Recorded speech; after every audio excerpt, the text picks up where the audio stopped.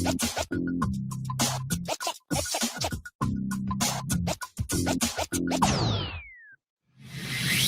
the advertising media capital of the world, New Milford, Connecticut, wherever that is. This is Mostly Automotive Marketing with Matt Wilson, a bi-weekly-ish podcast about all things automotive marketing. Now, here's your host, Matt Wilson. Yes, last day of the month, car people. Hello. Punch those RDRs. You know what I'm saying? Get them in. Get them done. Don't be there until 11 o'clock tonight either. Be efficient during the day, right? Get the cars punched and get everybody out of there at a reasonable time. And then you come back tomorrow for Retail Saturday. Welcome to Mostly Automotive Marketing with Matt Wilson. Friday morning's live edition, our second live Friday morning episode, brought to you by Stoke Cold Brew Coffee, the greatest coffee ever made. If I could just get them to pay me for this sponsorship, that'd be fantastic. So it's more of a fake sponsorship. But hey, Stoke, call me. We are presented by Silverback Advertising, full-service automotive agency specializing in OTT connected TV service. Go to silverbackadvertising.com. So welcome to the episode. This is our second live episode, and we're going to cover some of the things that are trending in automotive this week. We're going to give you some tips coming up, 5 things that you can do next week that will make a difference training-wise with your salespeople. 5 things you can do next week with your salespeople that'll make a difference. We'll talk about the political season. We're not going to get political, but we'll talk about how political advertising and dollars spent on TV specifically could affect your advertising in the fall. And we'll talk about the market. The demand has been there for us all, right? In May, June, maybe it slowed a little bit in July. So we'll talk about what that means and what is coming up. First guests today are from Making Waves Marketing, Linda Richardson and Dee Martz joining us. There you go. Sorry, I don't know how that happened. Good morning. Hi. Good morning, Matt. Hi, Linda. Hi, Dee. How you doing? Good. How are you? You guys are doing well? Good. Well, thanks for joining me. I appreciate it. Is this your second or third appearance on the podcast? Second appearance. All right. 2. Well, thank you for coming on. I appreciate it. The first thing I wanted to talk to you folks about is a story that I read in a trade magazine that says authentic brands, along with Simon Property Group, which is one of the largest mall ownership companies in the country, and Brookfield are considering making a bid for Ascena Group. And they own Ann Taylor, Lane Bryant, and some other retailers. And the reason that they're citing, or that Ascena Group is considering selling, is they were once the ultimate in comfort and casual wear jeans, but they've been, it's kind of been outweighed by more comfortable and stretchier options lately. And they say that jean sales have been sluggish for 5 years. And then, of course, well, nobody's getting dressed up to go anywhere right now, right? Actually, I'm going to do this with you here. Sorry. We're all wearing stretchy clothes. Nobody's wearing jeans, dressy jeans or regular jeans anymore because no one leaves the house, I think. So this is an interesting story to see a retailer, business going down a little bit. So the question is, I guess, to start it off is, are we at all surprised? We know things are changing in property management, in malls across the country, in retail stores, less shopping in person, more shopping online, but specifically this type of style, people seem to be dressing more comfortably nowadays, right? At least for now, and while they're working at home. But I kind of think that prior to the pandemic, we had started changing, going from wearing that suit and tie, which at one point was the norm, to dressing down and becoming a bit more casual in the office, and jeans were okay. So I'm surprised by the jeans statement. I'm not surprised that they feel the effects for the last, 5 months into this, 5 or 6 months into this. But I think we're going to get back to where we need jeans, and retailers that were traditionally business, dresses, suits, nice pants. Like they're going to have to figure out what their forward future move is, because I think we're going to continue to move towards jeans at work when we go back. Right. But for now, yeah, we're in sweats and shorts. Oh yeah, I'm wearing basketball shorts. I'm got the shirts tucked into basketball shorts right now. And no I am wearing jeans. Should we be worried about shoes? Like, what's going to happen there? I know, right? No one wears shoes. Yeah, I'm barefoot all day now.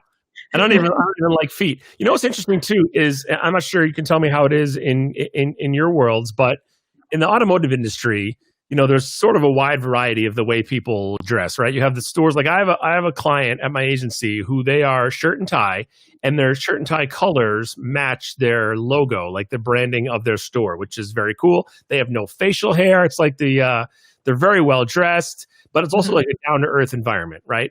And then you have like the flashy stores where it's like the most expensive suit you can get, and the sales manager gives the top salesperson of the month a suit at the end of the month. Like there's the flashy, like look how cool I can dress stores.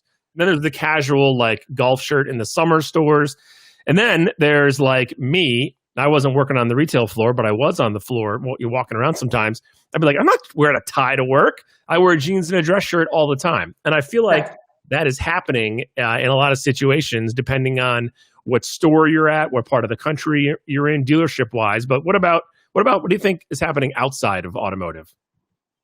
I think it's the same thing. I think you're starting to see people just relax in the uniform and not so stiff. And I think about, like, I came from 12 years with T-Mobile and Metro, and like the thing was these really cool graphic tees with the logo in the middle and cool jeans. And we even had sneakers that we had branded that were magenta. So I think in general, you'll see folks moving a little bit more towards a relaxed uniform. I came from entertainment, and all the top executives wore the fanciest sneakers they could find with their skinny jeans and their blazers. They're still like this mixture. It's a cool fashion statement. Yeah, sneakers are a thing. I follow a sales manager on Facebook, and he's all about like, I have 200 pairs of sneakers and Converse. It's like and Converse and this and that, and it's like, all right, we get it. You like Peter Pan, right? But I get it. Like that's the collectible. Also, watches are a big thing in the automotive industry. This was like a $22 watch, but a lot of people wear fancy watches, and that's the gifts that that those sales managers are give them. But it's interesting to see how this is changing a little bit. And I think you're right, Linda. This obviously the ball started rolling before the pandemic. It's not like all of a sudden in however long it's been, 5 or 6 months, all of a sudden it's like, everyone's wearing yoga pants and working from home. Boom, we're out of business. But I think we've seen this trending as workplaces have become more casual and as people have been shopping online and not going to malls as much. I think this has probably accelerated the process. Yes, absolutely expedited it. It totally did. So obviously you guys working from home. You're not in your office at your agency. You're in Florida, so you guys are working from home, doing your own thing. So, from your standpoint, is this super dressy? Because this is as dressy as I've been in I don't know, probably I haven't visited a client's location since February, early March. Yeah. I steamed my shirt today. Like, wow. This is super. Right? Yeah. There. Yeah. We went all out for you, Matt. I don't even know where my iron is, and this is the first time I haven't worn a baseball cap in like a week. So. Well, you're looking good. You don't have the usual crazy hair that like a lot of these guys, because they're still not going to get their haircuts done. I did get rid of the fro. I took some time before going out, and it was a hard decision, but I eventually went to see my barber, and I went like early. I was super anxious about it. I'm like, I want to be the first guy there. I want to be the only guy there, and I want to be out of there in 20 minutes. And no shave, just hair. And he's like, no problem. And he didn't even take my mask off. He moved the ear, did the thing back, so it made me comfortable. And I was getting a little too. I could my hat worked. My hat's right. What else do you think the pandemic will affect? So what else? What other businesses or things that you think you could see changing because of the pandemic, and mostly because we're all working from home a lot more than we used to? We talked about it last. Linda and I had a happy hour with a group of girlfriends last night, and we brought this up, and we said coffee. Who's going getting coffee in the morning on the way to work? Yeah. Right. So, and then at the same time, that they're closing 100 stores. Yeah, Dunkin' Donuts is closing, but it comes out, it says they're closing 800 stores, and that's 8% of their stores. But on the other side of it, it's only 2% of their business. So they're just closing the bottom ones that aren't making money and are probably losses for them to begin with. But I do think that we talked about coffee, but we also talked about like going out to lunch. When you worked in the office, how often did you go out to lunch? Every day, right? Right? And now nobody's doing that. So think about all of those little quick lunch joints that you would just hit that were generally around your office.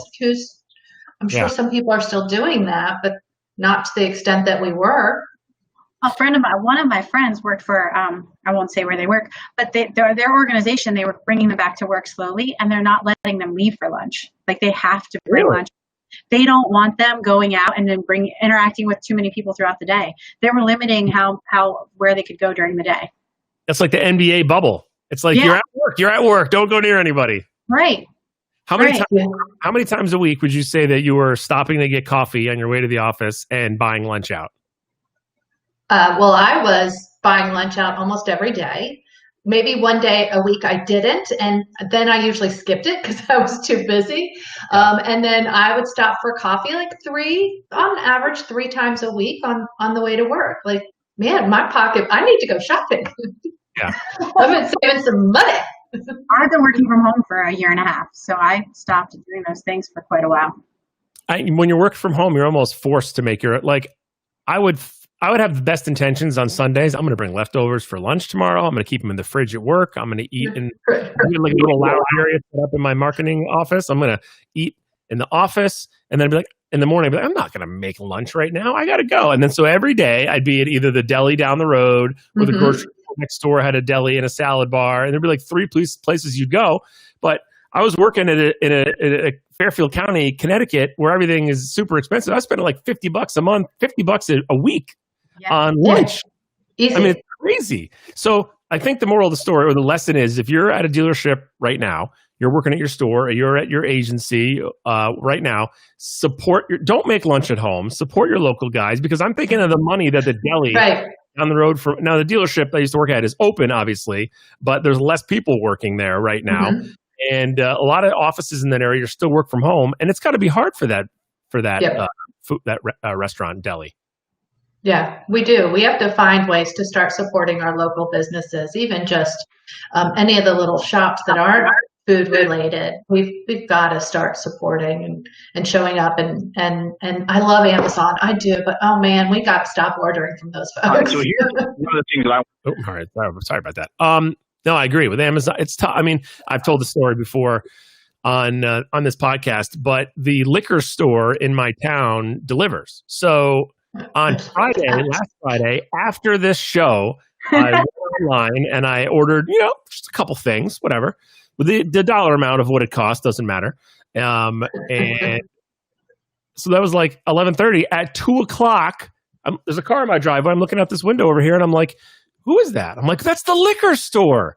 And well, it's not the normal one I would go to. It's the one that delivers. But that's just a way that business has been affected. Like the business for the other liquor store closer to me has lost my business for now because I don't want to go in there. It's kind of small. It's busy. I don't want to be around that close quarters with those people. But I've brought my business to this other place because they'll bring it to my house. Right. Well, and also, we ordered from BurgerFi. Do you have BurgerFi? No. A great burger joint. But it's bougie burgers, yeah. But we ordered from that. My daughter and I ordered from it last night, and I just went to their site and said, yes, I want delivery. And they had an agreement with DoorDash, so I didn't have to go to DoorDash. I just went straight to their site, and then they delivered it. I mean, that's like companies are gonna have to start rethinking how they're engaging with consumers and making it easy for them to take advantage, buy their products, use their products. Yeah, absolutely. They have to adapt, and I think we've been talking about it on podcasts before, in specific to auto, is that you need to. I don't sound like a broken record, but you need to be in all the places your customer is considering purchasing a car, and all the ways they would consider it. It's not going to all be online. It's not going to all be curbside pickup. It's not going to remain all in the dealership. It's going to be a variety of those things, and the dealers that can adapt and be available every way that someone wants to shop are the dealers that are going to succeed the most in this crazy world that we're in right now. So, okay, now that I have you two on here, and I'm talking to somebody who you guys aren't like embedded in automotive. Obviously, you have an agency and you work with lots of different verticals. Automotive is not an area of expertise for you guys, and so I wanted to talk to you, somebody who's outside of the automotive bubble, right? I'm in the bubble. I talk to dealers and I talk to agency people all day, every day, and we're all in our own little world. And the biggest story of the last couple of weeks for us has been the launch of the new Ford Bronco. And I was thinking about it the other day. I was talking to my neighbor about it, actually, because he collects old Broncos. So he is excited about it. But I was like, are people outside of automotive who aren't like car obsessed aware of the new Bronco, and where does it rate on their world in terms of their awareness of it? So first of all, are you aware there's a new Ford Bronco out? Yes. Yeah. You are. Okay. How aware are you? Were you aware of when the launch was? Did you know what happened? Did you know you could order them? Like, how did it kind of come into your world? Well, my husband drives a Jeep Wrangler. Oh. So, yeah. So there's a little competition there. So he just showed me, look at this. Look what they're trying to do. They're trying to be a Jeep. So that was the level of my immerse. So, Dee, you know about it because you're a Wrangler family. What about you, Linda? Somebody posted it on Facebook, and I was like, ooh, a new Ford Bronco. Well, that's interesting. Last time I remember Ford Bronco had to do with O.J. Simpson. So curiosity killed the cat. I clicked what? By the way, Ford loves that comparison. Ford loves that. They love I'm so sorry. All publicity is right? It is. So I was curious though, because of all the, I'm like, it's been a while. Let's see what they've done. So I clicked on the button and looked at the pretty pictures of the new style that is trying to be, like Jeep. It felt like to me, not an automotive person. But I read, I checked it out. I thought that was interesting, and I moved on. Right. But you're aware of it. I think that's what counts. I am. Yeah. Absolutely saw it. And the awareness is there. I mean, manufacturers spend a great deal of time and money trying to boost the awareness of different models. When I was at Nissan years ago, our whole thing was about what percentage of the population is aware of the Nissan Rogue. And as that number went up, we fist pumped and we were excited. And I think somewhere in a Ford office somewhere, they want to make sure that whether you're in the market or not, you're aware that there's a new Bronco. And it sounds like they did a good job with both of you. Yeah. And so from a Wrangler competition standpoint, obviously the Wrangler's kind of always been kind of on its own in a four-wheel drive, convertible, available SUV. And, the Wrangler's been around forever. The Bronco has been gone since the mid-'80s, I want to say. And now it's back. So Dee, as Wrangler people, your husband has had Wranglers, right, for a long time. Yeah, he's had I think this is his 6th. So would he consider a Bronco when his lease is up or when he's in the market for another one? Jeep life for life. Jeep life for life. It's interesting that they're going. I mean, obviously, it makes sense they're going after their Wrangler segment, but the Jeep people are such a loyal brand. And now, last week on the podcast, I talked to Colin Carasquilla from the Nielsen Automotive Group, and Jeep, while it is loyal, was not the most loyal brand out there. I believe Subaru was, but I feel like Subaru and Jeep people are both very loyal to their vehicles. Mm-hmm. Like we were Jeep people. My wife used to have Wranglers. I had a Grand Cherokee. I had a regular Cherokee. And I switched to Nissan because I worked for a Nissan group, and it was just a natural, I got a sick deal on my Nissan, so it made sense. I'll go back to Jeep at some point. But the Bronco is coming in at a price point much less expensive than the Wranglers are. The Wranglers have gotten expensive. So the question is people who drive Wranglers because they're cool, they're four-wheel drive, they're convertibles, but they're not like hard like Jeep life people. I think they would consider the Bronco because the Bronco is good looking and it's cheaper. Perhaps. He let me drive the car last week, and I had to make sure that I did the wave. I made sure I learned The Jeep wave, the Jeep wave. Like just three fingers. Yeah, the three fingers. Yeah. It's not like this. I said, "Am I allowed to do this?" My daughters were like, "Mommy, stop it." Is this real? Yeah. This is real. A Jeep Wave is real. Like, because, I drove Cherokees, but 9 people. I don't know about at me. 9 people. Yeah, it's a It's Wrangler thing. There are Jeeps everywhere. Once you notice, they're everywhere. No, they're all over the place. I mean, the only car dealership in my town is a Jeep dealership, and so obviously I drive by every day, and they have. Do you wave? I wave. No, because I have a Murano now, so I can't wave. That's the rule. It's still out of respect. Yeah. I don't know. But they have these dealerships have been sticking with the same look on the front line for 10 years. It's the Wranglers with the different colors all in a row. You get the white one, and they get the blue one, and they get the green one, and the red one, and the black one. Yeah, all the crazy colors. Yeah. And they've been sticking with it, and it's working. So it'll be interesting to see if the Bronco excitement can make a dent in the Wrangler market. And judging by the number, I don't know the number of reservations, but just from people I've talked to at different Ford dealerships, the number of reservations is super high. And dealerships who are not huge Ford dealerships are seeing a large number of reservations. And if that's any indication of how it's going to do when it comes out next year, it'll be interesting to see if it makes a dent in the market. But it sounds like we are a society of wanting the next best thing. Like, yeah, we want the next best thing. I'm going to get it before you get it. Like, people are going to line up, and I mean, it looks cool. And if you're willing to go out and have some fun and spend those dollars, hey, I'd see it doing really well. Yeah, why not? I agree with you. Let's do a quick clip here. I got a caller last week who is a finance person in the automotive industry. His name's Dave, and he actually called in with some numbers, like actual math about the difference in the way pricing has changed in Wranglers and Broncos. This is from last week. All right, so here's one of the things I wanted to look at was the percentage of increase in MSRP from 1995 to 2021. Because if you look at a Wrangler Sahara in 1995, MSRP was $15,983. Okay, that same MSRP right now, equipped similarly, is over $50,000. So you're talking about a 300% increase.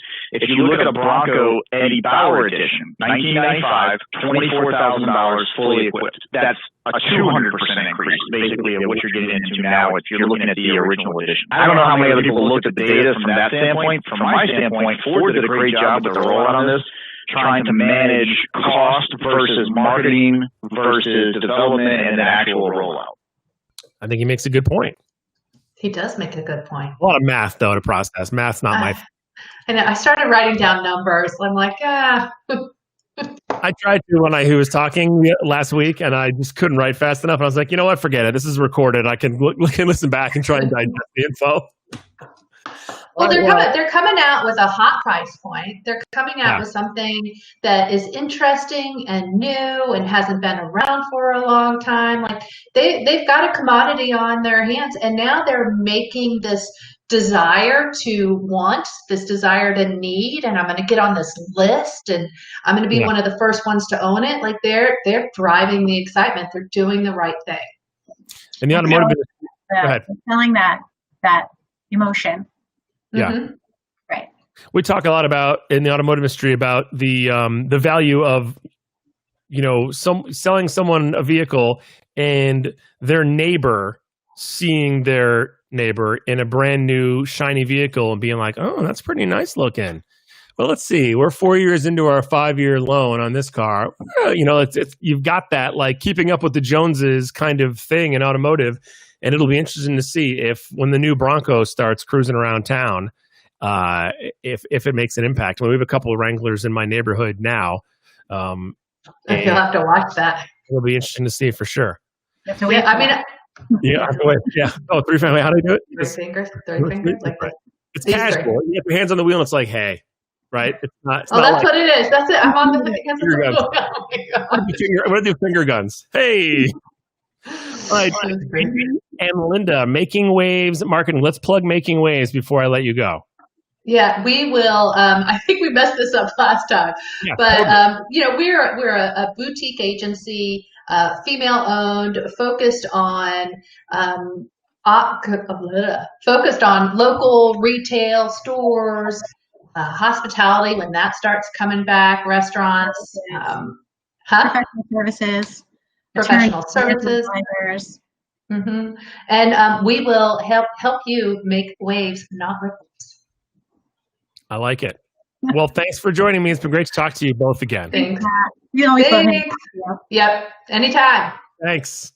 There you go. Dee Dee and Linda from Making Waves Marketing. They're awesome. If you're down in Florida, give them a call and enjoy the sunshine. All right, let's move on here, shall we? I was thinking it might be nice. It's the end of the month, right? Tomorrow is a fresh start in automotive. Hopefully you're not all working until 11 o'clock tonight and then starting early tomorrow. So a new month, reset button, starting over. I thought it might be a good chance to talk about what can you do differently. And I always like talking to people who handle training for sales and BDC and finance. I spend a lot of my time talking to those people now in agency life and in the past in dealer group life. And I thought it would be nice to get some things that you can do immediately, training wise, at your dealership that can make a difference quickly, right? Can make a difference next month. So joining me now on Mostly Automotive Marketing with Matt Wilson is Ron Garverick. Garverick. Did I get it right, Ron? You got it right. Ron Garverick. Yes, sir. Yes. Finance Director at Street VW of Amarillo, owner of Garv Automotive, finance, sales, and BDC training, and host of Automotive Architects Sales Podcast. You are busy. Welcome to the show, Ron. Well, I want to say thank you for having me on. It's a great honor, and I'm looking forward to dropping some golden nuggets to start the month of August.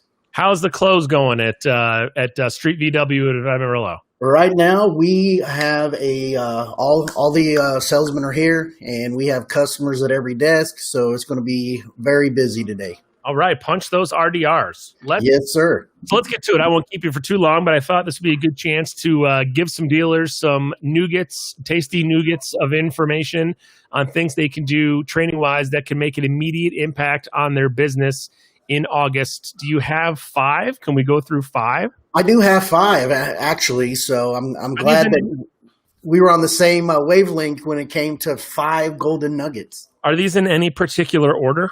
No, not really, but it will help the managers with the salesmen and be able to coach and train and get them on the right mindset so they can prosper in months to come. But most importantly, we have to work one day at a time, 1 month at a time, and that's where we're going to start today.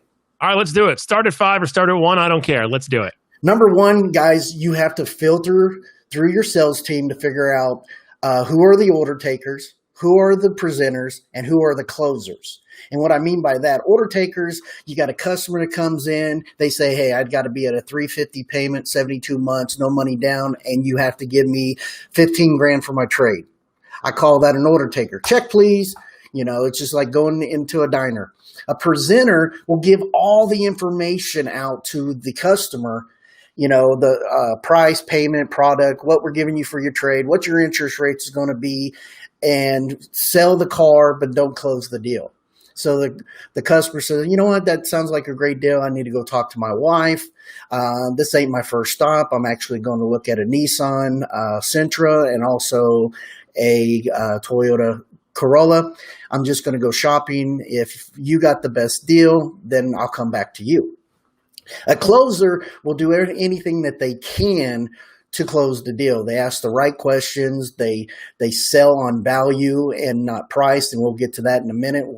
But they ask all the right questions and they close the deal. If all terms were agreeable, will you buy this car today? No. Why not? what I preach is there's 4 reasons a customer won't buy a car today. It's price, payment, product, and person. Are you the right person they want to buy it from? Is the price where you want to be? Is the payment where you want to be that fits around your budget? And is this the car you want to buy? And the majority of the time, it's going to be payment unless they're stroking out a check. So that's number 1. You got to filter who's the presenters, who's the order takers, and who are the closers. And then after you figure that out, then you train the order takers and presenters to become better closers. Number 2, you got to train your salespeople on process. You can't go from meet and greet to write up and right straight into the trade appraisal. Don't skip steps, because there's a process that you have to go through and to let the customer feel comfortable with you, because you got 8 seconds for that customer to feel comfortable with you. So in the meet and greet, hi, I'm Ron with Street Volkswagen. Are you here to go to parts or service? I'm here to buy a car. Great. I'm here to sell you a car. Now, are you looking for a truck or SUV? And then you go into the process of qualifying, asking qualifying questions. Listen 80%, talk 20%. Ask a question, now listen. If you skip those steps, you'll ruin a car deal faster than you can ever think of. So keep your process in check. Number 3, you got to coach your sales team on the success for the month. You got to help them track their month on units and on money. And what I mean by that is you take the units sold already, divide it by the days that they've already worked, and multiply it by the working days in the month. They will see where they're tracking during the month, if they're getting to 20 cars, if they're getting to 25 cars. And I do that with money also. How much money have you made in commissions now?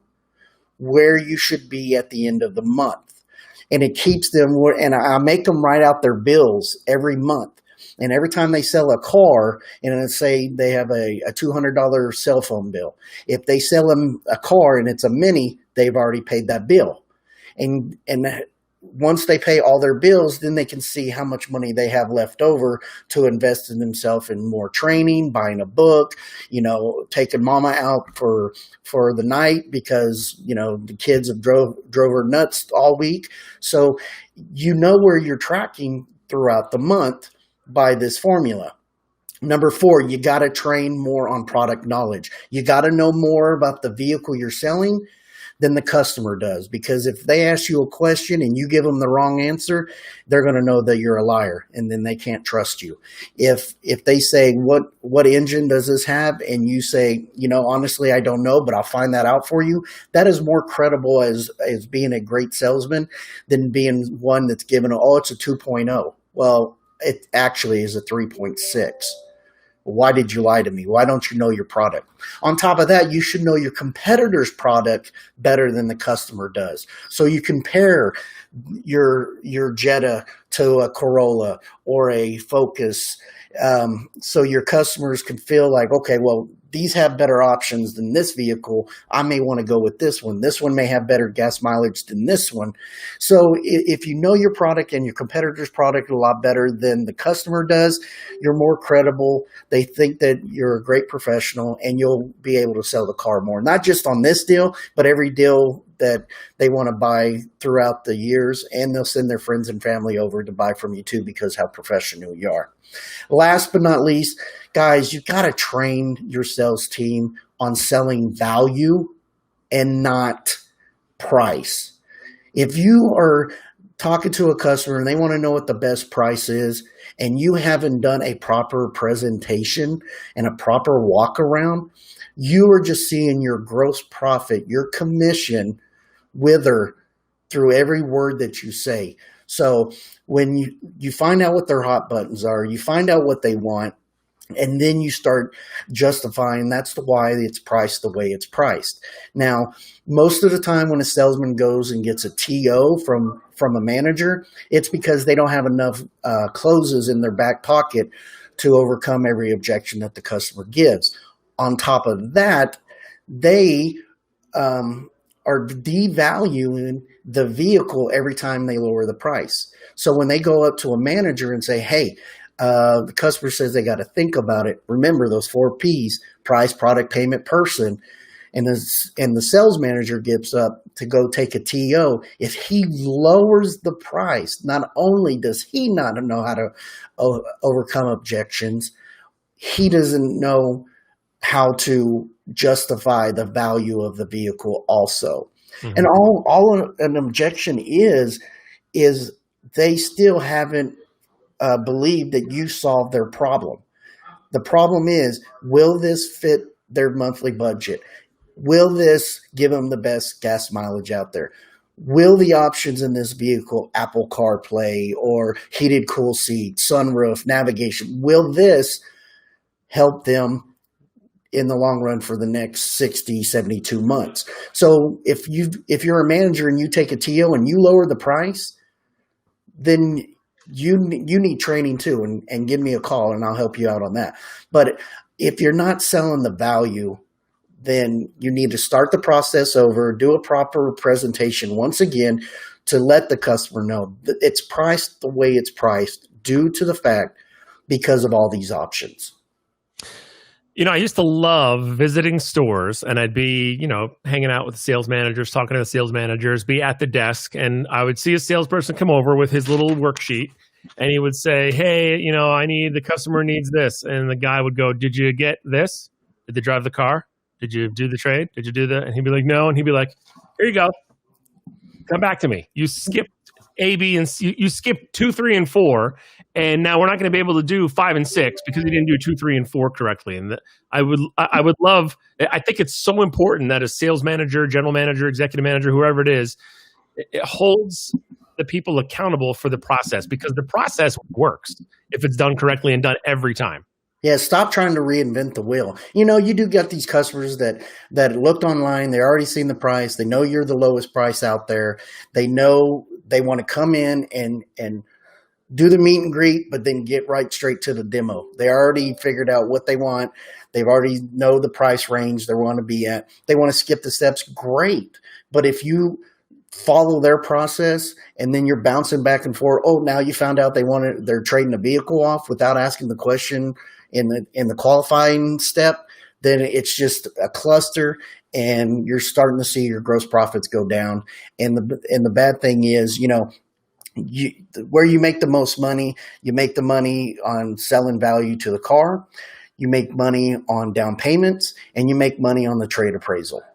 So if you don't do your trade appraisal and have the customer walk out there with you, and you put your hands on the scratch, or you put your hands on the tires, and you look at their windshield, they're going to tell you a story of what happened. Yeah, I was following a semi truck and a rock flew up, and now I got a rock chip. Well, did you actually buy windshield protection for that? No. Oh, don't worry about it. We'll talk about that when we go back inside. Did you get tire and ding protection? No. Don't worry about it. We'll talk about that inside. So when then you give them their trade appraisal, they're like, well, I want more for my trade. Well, Mr. Customer, did you realize when we went out and looked at your vehicle, it had the dings and dents, it had a cracked windshield, it needed tires. You also told me you didn't do your 60,000 mile maintenance on it. So gradually, we believe that your car is going to be 16 grand, but we got to spend a little bit money to get there. So that's why we're justifying the price or the value of your vehicle. Good stuff from Ron. Let's plug the training consulting, and then let's plug the podcast. Go. Guys, if you go to my website right now, www.garvautomotive, that is the old website. I got a new website being built right now. It's going to have sales training on it. You'll become a member of Garv University. You'll go and subscribe, become a member. There's going to be a little bit of a fee on there, but I'm going to plug nuggets on all those videos so you can write them down. It's going to be www.garvautomotive.com. And then I got my weekly sales podcast, Automotive Architect Sales Podcast, that runs every week. You can get it on Google Play. You can get it on Spotify, Apple iTunes, Apple Podcasts, wherever you go. You can even look it up on Google and it'll pop right up. But if you get on there, you like what you hear, please leave a review. All right, Ron, go buy your guys some coffee. Get him fired up for the day. Punch some We coffee. got the convenience store coffee right here, baby. Nice. All right. Thanks, man. I appreciate it. Good stuff. I appreciate it. All right. Well, there we go. I like that. Now it's time for a word from our sponsor, Stoke. Not really. Call me, guys. We do have a sponsor, though. The Mostly Automotive Marketing with Matt Wilson Friday Morning Live podcast brought to you by Anchor. If you haven't heard about Anchor, it is the easiest way to make a podcast. Let me explain. First of all, it's free. If it's free, it's for me, right? The creation tools they have that allow you to record and edit your podcast right from your phone or your computer. You don't need fancy editing software. You can just sign up for Anchor and do it right from your phone or your computer.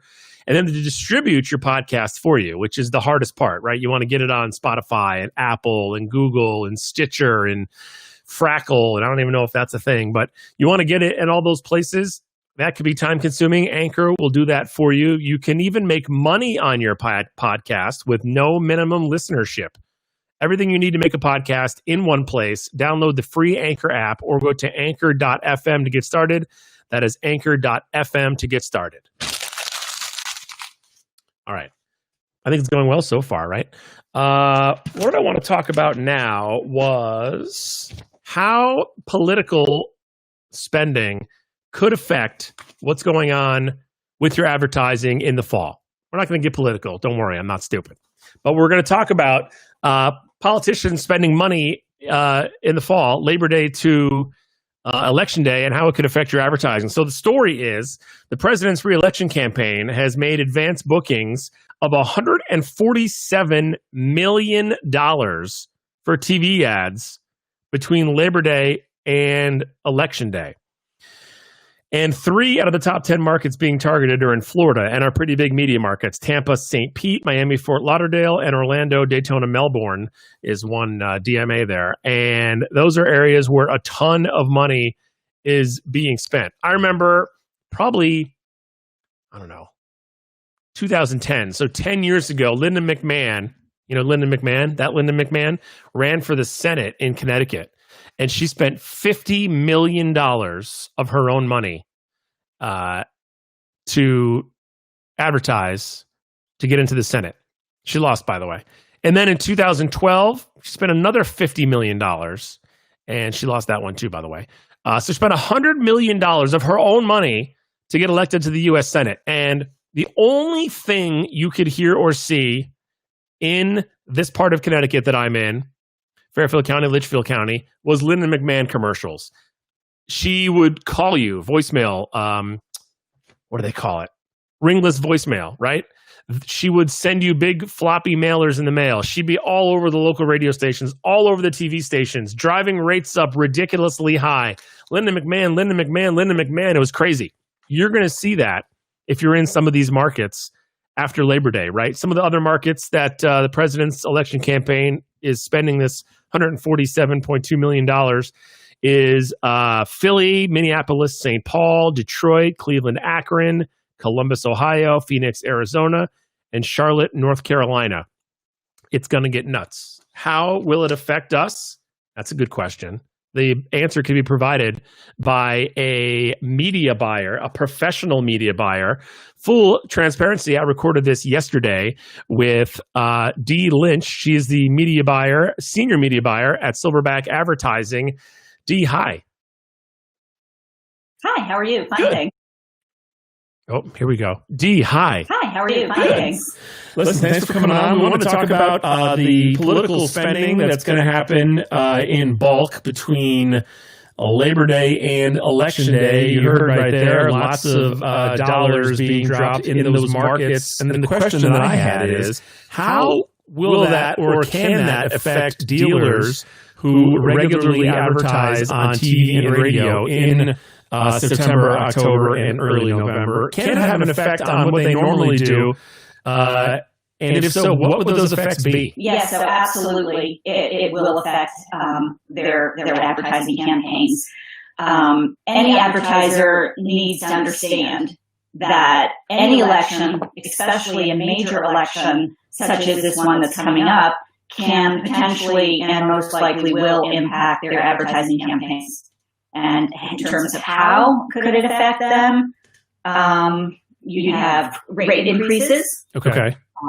preemptions. The schedules they've already placed will get preempted by higher dollars. That leads to limited inventory, and that in turn reduces the ability to negotiate replacement inventory. Really? Okay, so I didn't really understand. So you have a schedule book, let's say, and the if you have a schedule booked and the campaign has a higher rate, yours can actually get bumped, is what you're saying. Yes. And then is it hard to rebook or make goods or whatever they call it, because all those blocks of time are purchased by the candidates already? That's correct. As supply and demand, as more politicians and more advertisers come into the market, the demand gets smaller. So obviously, it seems like it'll be an issue in these markets, these 10 markets here that I mentioned before. And this article calls out television, broadcast, and cable specifically. But in the case of the Linda McMahon example I used back in the day, I remember hearing the Linda McMahon commercials on TV and radio. Well, this doesn't particularly call out radio. I assume the same thing could happen on terrestrial radio as well. We've seen that in the past, correct? Yes, it certainly could. But television is typically the largest recipient of political advertising. Okay. TV usually garners over 50% of their budgets. Cable and digital both come in roughly around 20% each, and that would leave less than 10% for radio. Mm-hmm. So you're thinking, when you add that up, what is that, 90% of the budgets are seen in visual types of mediums. Right. And the reason could be that politicians just like to see their face out in front of the voters. Yeah. They like to see those images and that kind of thing. Radio just doesn't deliver a visual message.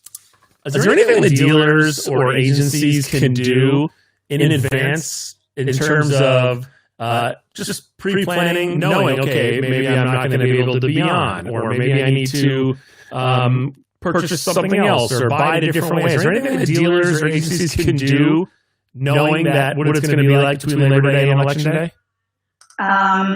Well, sure, there's always something. There's always a solution. They can pay the premiums, which right. We don't want to and the stations are willing to take more money, of course, but the advertiser has to be willing to pay the freight. I would suggest shopping alternative stations or zone cable. Zone cable is great because the dealer can focus right in their backyard. And typically politicians don't want to run in a zone. They prefer to be in the interconnect, covers the whole market. Oh, that's a good tip.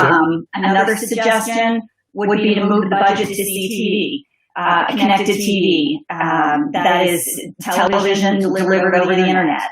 And that's a great viable option for advertisers because the connected TV ads are served digitally, and they can be targeted even more specifically in terms of geography and to folks who are in the market or ready to purchase a new car.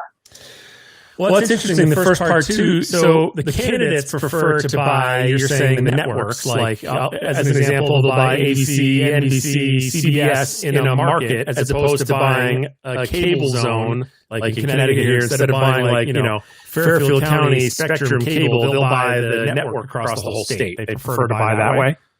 Well, yeah. So you can buy, if you're looking at ABC, NBC, CBS, Fox.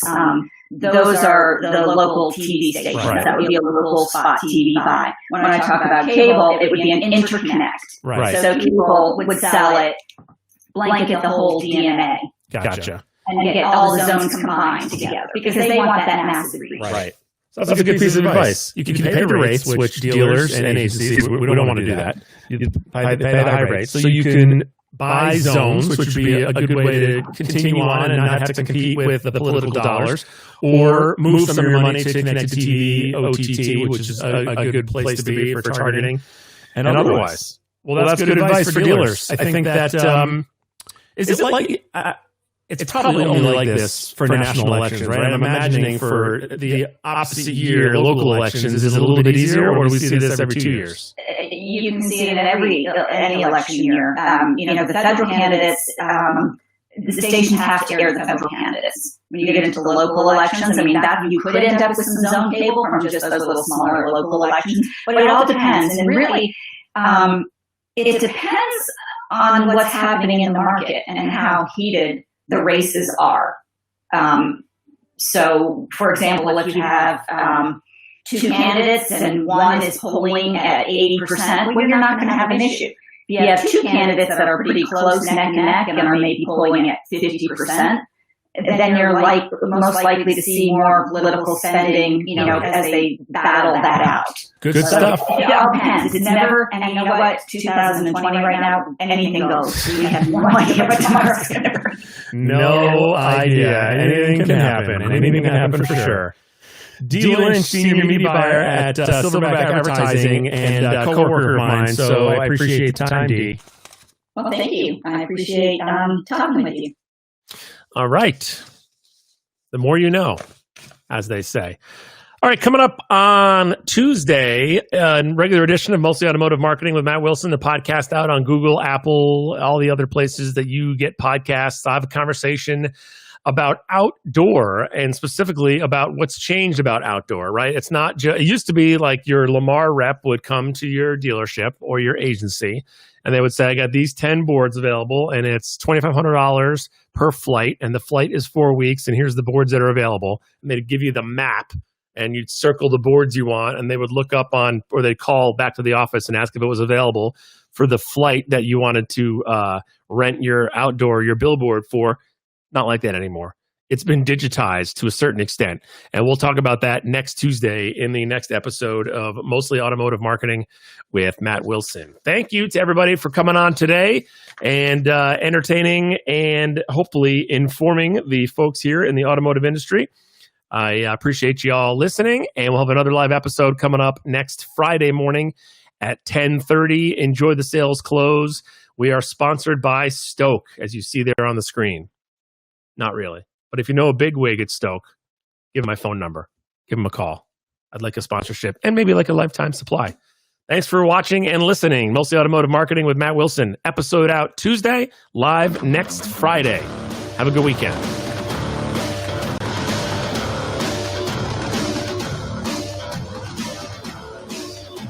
Mostly Automotive Marketing with Matt Wilson is brought to you by...